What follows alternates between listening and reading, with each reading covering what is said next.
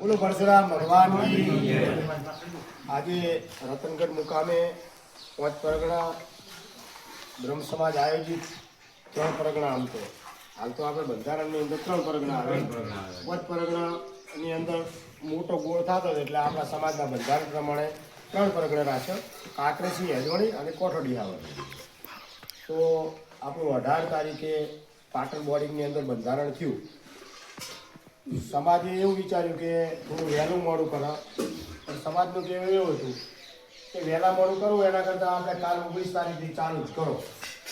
સમાજનું બંધારણ 19/1/2026ના દિવસે ચાલુ થયું. આજે 10-12 દિવસ 15 દિવસ થયા પણ સમાજને આમ તો જરૂરિયાત હતી જ. સમજુ લોકો તો આપણા જેવા હતા ને એને વિચાર હતો જ કે આ થોડું બંધ થઈ જાય ને તો આપણે થોડી મજા આવે.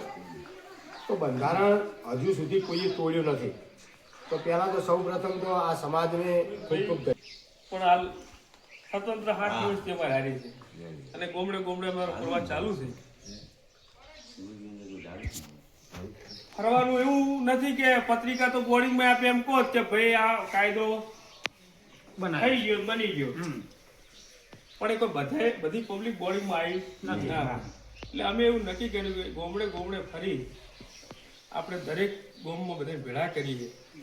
આ બાપુનું પોતાનું જે આપણે ઓમાં કુલ કાયદા 18 બનાવેલા છે એનો બાપજીને દર્શન કરીએ અને બધી પબ્લિક એમ કે બાપજી નથી તો કાલે મેં ખોટા કીધું હતું ખોટા બોલો તો બાપજી શાક છે તારે જે 18 તારીખે આપણે 3 વાગે મીટિંગ પહોંચી જમીન નીકળ્યા 4 વાગે પહોંચે અમે કથામાં 5 વાગે ગયા અને બીજા દિવસે જ એનો પાછો પ્રોગ્રામ હતો લગ્નનો. એટલે હોજે કીધું ભાઈ પૂર્ણ તમે જે કર્યું ને એ મને ગમે એટલે બરોબર ભૂખ લાગે ખાવાનું મળે ને કેમ હવે પબ્લિકને પાછી અવળો બધા પાસે પૈસા એટલા બધા નતા તો બધા સુખી નતા.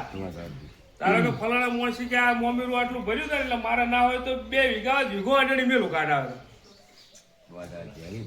હરીફમાં રહીને હું મોમેરું કરતો હતો. એટલે બીજા દિવસે બધાએ કીધું ભાઈ આજથી અમલમાં એટલે લગભગ 19-20 તારીખે પ્રસંગ. આ બંધારણ સમાજે કર્યું કે નહીં એ ખરેખર ખૂબ સારું કર્યું છે.